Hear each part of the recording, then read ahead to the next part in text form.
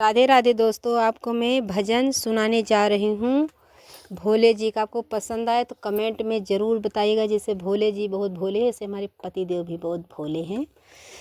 जानई सकल जहनवा हमार बड़ा भोला सजनवा, जानई सकल जहनवा हमार बड़ा भोला सजनवा।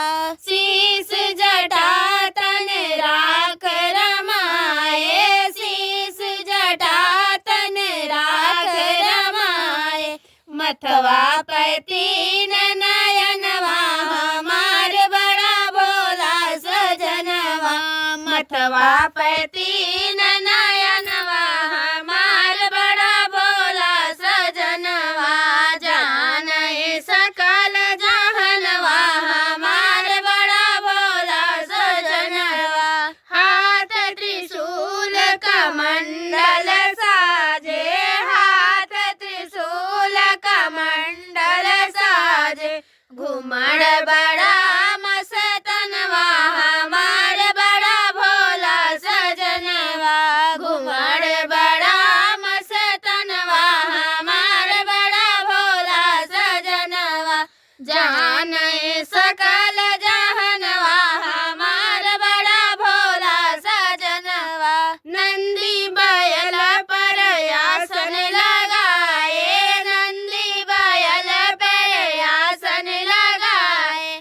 कैलाश पर्वत कुटिया रमाए, कैलाश पर्वत कुटिया रमाए। दुखियन का देत वरदनवा हमार बड़ा भोला सजनवा, दुखियन का देत वरदनवा हमार बड़ा भोला सजनवा।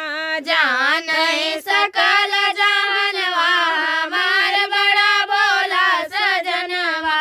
काले नाग जहरीले विषैले, काले नाग जहरीले विषैले। फंड फूला के शरण में आइले, फंड फूला के शरण में आइले। बनी के गले के गहनवा हमार बड़ा भोला सजनवा, बनी के गले के गहनवा हमार बड़ा भोला सजनवा।